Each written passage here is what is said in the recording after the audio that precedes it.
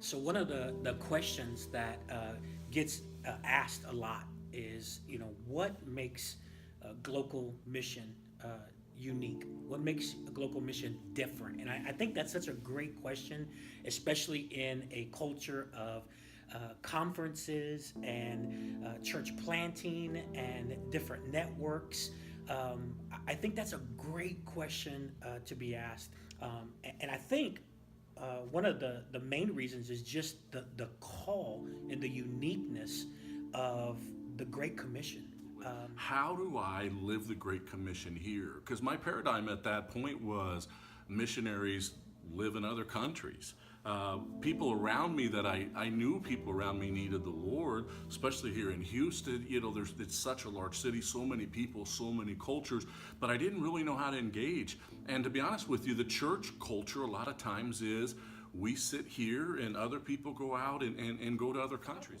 I mean, I think we sense it in the church today. I think we know there's an elephant in the room, but we know something's wrong.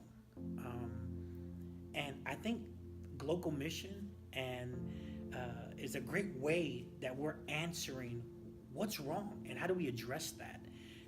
And going back to the Great Commission, and so I think one of the most important pieces that makes Glocal Mission unique is that we've learned how to give our lives away, how to walk with people.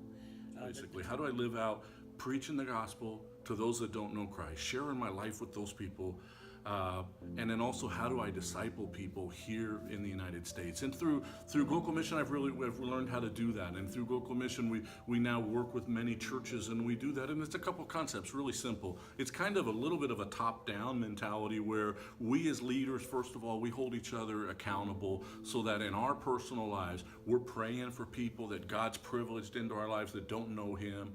And we're praying to have an opportunity to share with them, as well as we personally, our leadership and the leadership of our churches, we personally disciple people, much like Jesus did.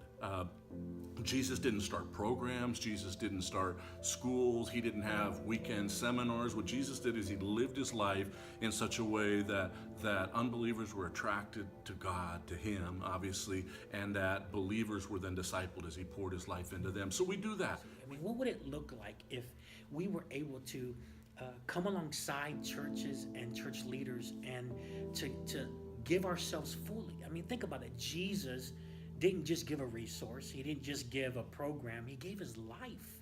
He gave his time. He was available to people. He loved people. He walked with people. He taught how to make disciples as they were going. Just beautiful and powerful pictures, I think, of what makes Glocal Mission unique. To be able to walk alongside people, to give our lives to people. So we do that. We hold each other accountable, but then as the way that trickles down in the congregation is we disciple the leadership in our church, and those that we're discipling enter into a commitment, enter into accountability so that they disciple others, so that the Great Commission begins to multiply. There's people speaking into my life and discipling me. I'm discipling other people. Those people are discipling, and we see the Great Commission. We see that what Jesus' last words can really become the foundation and the center point of our life and of our families and of our churches, so that we operate in the Great Commission. That's why I'm so thankful for Glocal Mission. So I think for Glocal Mission, just the uniqueness is how we give our lives away to people.